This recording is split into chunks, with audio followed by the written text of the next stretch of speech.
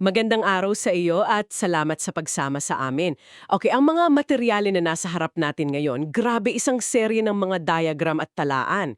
Tinitingnan ko pa lang parang ang hirap intindihin. Medyo. Tinatalakay kasi dito yung isa sa mga pinakakomplikadong bahagi ng aklat ng pahayag. Yung ugnayan ng 7 selyo, 7 trumpeta at 7 salot. Oo, yan yung laging nakakalito. Sa unang tingin, parang mapa lang ito ng puro sakuna at paghatol. Pero ang misyon natin ngayon ay subukang buuin to, parang isang napakakomplikadong jigsaw puzzle. Tama. Kasi ayon sa mga source na ito, sa gitna ng lahat ng kaguluhan, may isang ideya na nakakagulat. Paano kung ang susi sa lahat ng ito ay hindi parusa, kundi pag-ibig? Sige, himayin natin ito. Magandang simula yan kasi yun talaga ang pinakapundasyon ng balangkas na ito, di ba? Bago tayo malunod sa mga detalye, sa bawat trompeta o bawat salot, kailangan mong maintindihan muna yung pangkalahatang estruktura. Okay. Hindi kasi ito isang simpleng linya ng mga pangyayari na parang A, tapos B, tapos C. Isipin mo na lang parang mga Russian nesting dolls. Oo, yung mga manika na may laman sa loob? Yon nga. Yung mga manika na kapag binuksan mo, may mas maliit sa loob, tapos pag binuksan mo ulit yon, may isa pa. Ang tinitingnan natin ay isang interpretasyon kung saan ang mga serye ng pangyayari ay nakapaloob sa isa't isa. Okay, sige. Kung gagamitin natin yung analogy ng nesting dolls, ano yung pinakamalaking manika? Yung pinakalabas na naglalaman ng lahat? Yan ang ikapitong selyo. Sa karaniwang pagbasa kasi, iisipin mo, panghuli lang to sa 7. Pero ayon sa mga diagram na to, ang pagbukas ng ikapitong selyo ay hindi isang simpleng event. Hindi lang siya isang pangyayari. Hindi, ito yung nagbubukas ng entablado para sa lahat ng susunod. Ito ang pinakamalaking kahon. Okay, sige, buksan natin yung unang kahon. Ang ikapitong selyo bilang lalagyan ng lahat. Nakalagay sa isa sa mga diagram na ito ay katumbas ng araw ng pagtutubos. Ginagamit pa nga yung Korean term na Taesokjeil o Desokjoil. Tama. Para sa aming hindi pamilyar, ano ba ang pinakasimpleng paraan para ipaliwanag yung konsepto ng pagtutubos sa kontekstong ito? Paglilinis ba to o parang pagbabayad ng utang? Magandang tanong. Kasi pareho siya. Ang araw ng pagtutubos sa tradisyon ng Lumang Tipan, di ba? Isang taunang seremonya yan kung saan nililinis yung buong santuwaryo, yung buong komunidad mula sa mga kasalanan nila.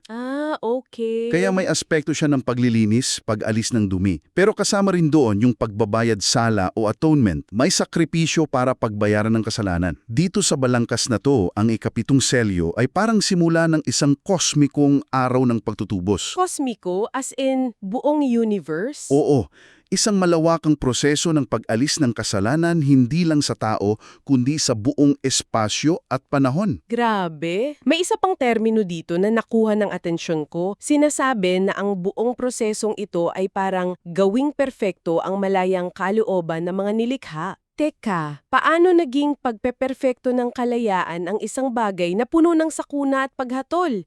Parang magkasalungat? Ang kamangha-mangha rito ay yung lohika sa likod niyan.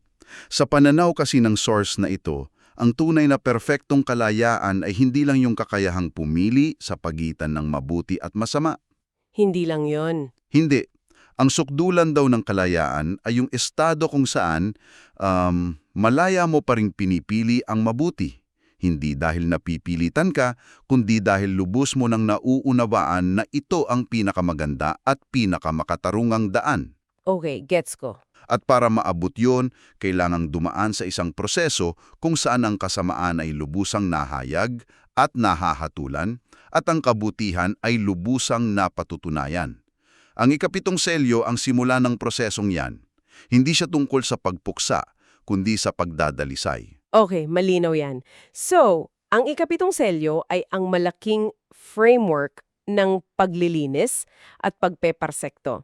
Ngayon, parang nagbalat tayo ng unang layer ng sibuyas. Oo, Nakita natin niya sa loob ng ikapitong selyo. Nandoon yung susunod na serye, ang 7 trumpeta. Dito na yata magsisimula yung mga mas matitinding pangyayari. tama ka dyan. Kung ang ikapitong selyo ay parang pag-file ng isang napakalaking kaso sa korte ng universo, ang 7 trumpeta, Ito yung, kumbaga, discovery phase. Yung yugto na inilalabas lahat ng ebidensya. Eksakto. Kahit yung pinakapangit na detalye ng kasamaan, ang bawat tunog ng trompeta ay isang babala at isang paghahayag. At idinitalye dito sa mga source ang ikalimang trompeta. Tinatawag itong unang pagdurusa. Ito raw yung panahon na bumagsak si Satanas at nabuksan ang walang hanggang hukay. Oo. Tapos agad sumunod ang ika-6 na trompeta, ang ikalawang pagdurusa, kung saan lumitaw ang halimaw at nagsimula ang malaking kapikahatian para sa mga banal. Direkta ba yung koneksyon ng dalawang to? Parang sunod-sunod na pagbagsak ng domino? Eksakto. Ganyan-ganyan. Hindi yan mga hiwalay na pangyari. Ayon sa lohika ng balangkas na ito, yung pagbagsak ni Satanas mula sa langit papunta sa lupa, Yung sa ikalimang trompeta. yun ang nagbigay sa kanya ng pagkakataon na gamitin ang kapangyarihan niya sa mundo sa pamamagitan ng isang sistema, yung tinatawag na halimaw. Kaya yung pag-usbong ng pamumuno ng halimaw at yung kasunod na pag-uusig sa mga mananampalataya. Sa ika-6 na trompeta. Diretsong resulta yon nung naunang pangyayari. So parang sinasabi ng source na kailangan munang hayaang mangyari ito lahat. Na kailangang hayaang mamuno ang halimaw at magdusa ang mga banal. Ba't kailangan itong pahintulutan kung paglilinis pala ang goal? Ito yung isang konsepto na medyo mabigat. Ang mga pagdurusa o woes na to, sa pananaw na ito, ay mga kinakailangang yugto. Hindi mo raw kasi mahahatulan ng makatarungan ang isang bagay na hindi pa lubusang nahahayag. Kailangan munang lumabas lahat. Kailangang pahintulutan ang kasamaan ng ipakita ang tunay nitong kulay hanggang sa kasukdulan, sa pamamagitan ng pag-uusig sa mga banal na ipapakita ng sistema ng halimaw kung gaano ito kasalungat sa prinsipyo ng Diyos. Para maging malinaw ang linya. Oo, nililinaw nito yung linya sa pagitan ng dalawang panig na ginagawang lehitimo at hindi mapag-alinlanganin yung kasunod na paghatol ng Diyos. Parang kailangang hayaang lumala ang sakit para makita ng lahat kung gaano ito kadelikado bago ito tuluyang gamutin. Okay, yan ay isang malalim na paliwanag. So nagbukas na tayo ng 2 layer. Ika-7 selyo na may lamang 7 trompeta, pero ayon dito sa diagram, may isa pang layer sa loob niyan. Meron pa? Lalo pang lumalalim itong rabbit hole na to. Ano yung nasa pinakagitna ng nesting doll? Sa loob mismo ng ika-7 trompeta, nandoon na yung pinakahuli at pinakamatinding serye, ang 7 salot o 7 mangkok. Ito na ang pinakaloob ng istruktura. Nasa core na tayo. Oo, at ang ika-7 trompeta mismo ay binibigyan ng malaking kahulugan. Kung ang ika-7 selyo ay ang malawakang araw ng pagtutubos, ang ika-7 trompeta, ito yung kasukdulan ng araw na yon. Dito nangyayari ang 3 mahahalagang bagay. Ano yung 3? Ang unang pagkabuhay na maguli, ang pagbuhos ng 7 salot at ang mismong paghuhukom sa halimaw. I-focus natin yung 7 salot. Nakasulat dito na ito ang ika-3 pagdurusa. Pero may isa pang description na medyo nakakalito. Malaking kapigihatian mula sa halimaw. Sandali. Yan. Sa ika-6 na trompeta, ang termino ay malaking kapigatian para sa mga banal. Ngayon, dito sa 7 salot, malaking kapigatian mula sa halimaw. Halos pareho ang salita, pero yung para sa at mula sa parang nagsasabi ng dalawang magkaibang bagay. At yan mismo ang susi sa pagunawaan sa pagkakaiba nila. Ito'y nagtataas ng isang mahalagang tanong, sino ba ang target ng bawat kapigatian? Oo nga no? Yung kapigatian sa ilalim ng ika-6 na trompeta. Isa itong pagsubok na dinaranas ng mga banal. Sila yung inuusig. Pagsubok to sa pananampalataya nila. Okay. Pero yung kapigatian sa ilalim ng 7 salot, ito na yung mismong puot ng Diyos na ibinubuhos sa kaharian ng halimaw. Hindi na ang mga banal ang target dito. Kundi yung sistema na umusig sa kanila. Eksakto. Okay. So yung una, pagsubok. Yung pangalawa, paghatol na. Kung sa analogy natin kanina, ito na ang sentencing phase. Hindi na to pagdinig ng kaso. Yun na nga. Ito na yung pagbaba ng hatol. Direktang sentensya na. Aktibong pagpaparusa sa sistemang lumaban sa Diyos. At sa loob ng panahong ito ng paghatol, binabanggit din sa diagram ang 2 uri ng pagbabayad sala. Teka, medyo technical yan. Medyo pero mahalaga to. May pagbabayad sala para sa tunay na templo sa tabernakulo at isa pa para sa altar ng handog na sinusunog sa Hades. Okay, medyo technical nga yan. Tulungan mo kaming intindihin. Ba't kailangang linisin o pagbayaran pati yung mga lugar na yon? Langit at Hades. Akala ko ba para sa tao lang yung pagbabayad sala?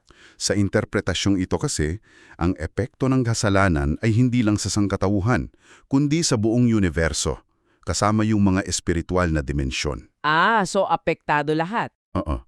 Yung pagbabayad sala para sa tunay na templo sa langit, tumutukoy yan sa paglilinis ng espiritual na kaharian kung saan nagkaroon din ng rebelyon, di ba? Yung pagbagsak ni Satanas. Ito raw ay hahantong sa pagiging perpekto ng malayang kalooban ng mga anghel. Okay. Sa kabilang banda, yung pagbabayad sala sa altar sa Hades, yan naman yung paghatul sa mga puwersa ng kadiliman at sa lugar ng mga patay para tiyakin na walang bahagi ng sangnilikha ang hindi naaabot ng katarungan at paglilinis ng Diyos. Sinasaklaw niya lahat mula sa pinakamataas hanggang sa pinakamababa. Grabe ang lawak. Nakikita na natin ang buong istruktura na parang teleskopyo. Selyo, sa loob yung trumpeta, at sa pinakaloob yung salot. Bawat isa may layunin. Pero sa kabila ng lahat ng to, ng mga sakuna, ng halimaw, ng paghatol, bakit? Yan ang tamang tanong. Sagot. May sipi mula sa Juan 15:13. Walang pag-ibig na hihigit pa sa pag-ibig ng isang taong nag-aalay ng kanyang buhay para sa kanyang mga kaibigan. Oo, yung talata. At iniuugnay ito sa ikalimang selyo, yung panahon ng malawakang pagkamartir. Paano nag-uugnay ang pag-ibig at pagkamartir sa lahat ng ito? Kung pag-uugnayin natin ito sa mas malaking larawan, dito na natin makikita ang pinakapuso ng buong balangkas. Dito na nagkakaroon ng saysay ang lahat ng naunang kaguluhan. Dito lahat kumokonekta. Oo, ipinapakita ng source ang isang napakalinaw na daloy ng lohika na nagsisimula sa sipi na yan. Ang unang punto, yung pag-aalay ng sailing buhay para sa iba, yan ang pinakamataas na pagpapakita ng pag-ibig. Ito ang katuparan ng utos ng Diyos. Hindi lang ito pagsunod. Perpektong pag-ibig ito na ipinapakita sa gawa. Okay, so yan ang sukatan, yung gold standard ng pag-ibig. At anong nangyayari kapag naabot na ang sukatan na yon ng sapat na dami ng tao? Yung tinatawag nilang takdang bilang ng mga martir? Ayon sa diagram, kapag napuno na ang bilang na yon, may isang bagay na napakalaki ang napatutunayan sa harap ng buong universo. Napatutunayan na ang utos ng Diyos na magmahal ay hindi imposible. Kahit mahirap? Ito ay makatarungan at kayang-kayang tuparin ng kanyang mga nilikha, kahit na ang kapalit pa nito ay ang sarili nilang buhay. Dahil dito ang susunod na mangyayari ay ang pinaka-critical. Nawawala ang pagdududa ng lahat ng nilikha sa karakter ng Diyos. Sandali, linawin natin.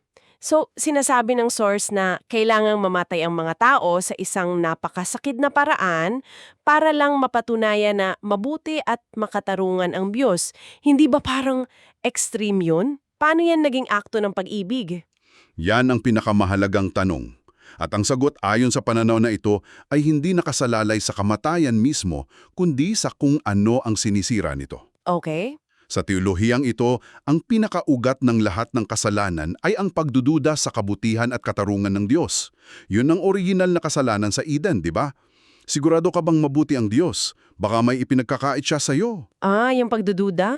Oo, ang buhay ng mga martir na piniling mahalin ng Diyos at ang kapwa hanggang kamatayan ay ang pinakamatibay na sagot sa tanong na yon.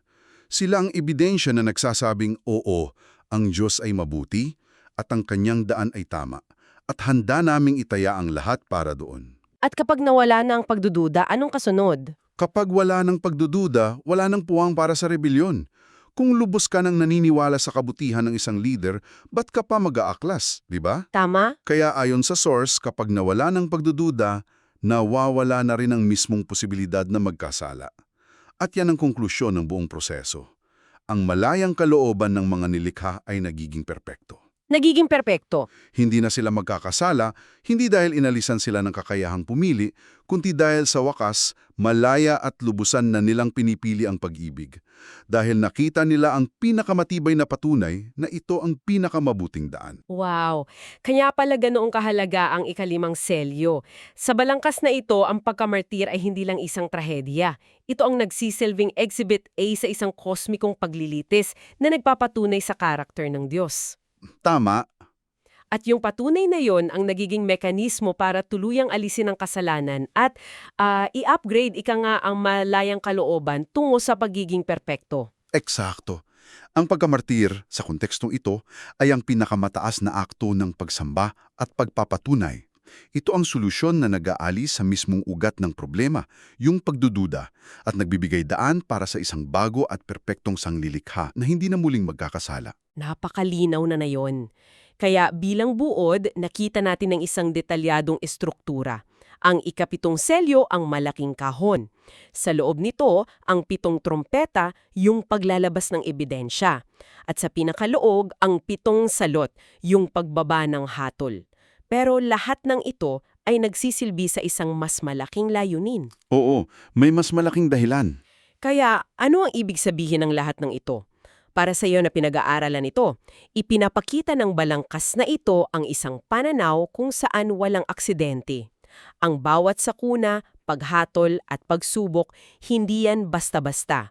Bawat isa ay may tiyak na papel sa isang napaka-organisadong plano ng pagtubos, paghatol at sa huli, pagpeperfekto ng buong universo na nakasentro sa kapangyarihan ng pag-ibig na handang mag-alay ng sarili. At bilang panghuling bagay na iiwan namin sa iyo para pag-isipan. Kung ang balangkas na ito ay nagpapakita na ang sukdulan ng kalayaan ay ang kusang loob na pagpili sa pag-ibig kahit hanggang kamatayan, isang pagpili na nag-aalis mismo ng posibilidad na magkasala sa hinaharap, paano nito binabago ang pagtingin mo sa konsepto ng kalayaan? Isang magandang tanong yan. Ito ba ay yung kakayahang gumawa ng anumang gusto mo kahit na ito ay makasama? O ito ba ang kakayahang piliin ang tama ng walang anumang pag-aalinlangan dahil lubos mo nang nauunawaan na iyon ang pinakamabuti?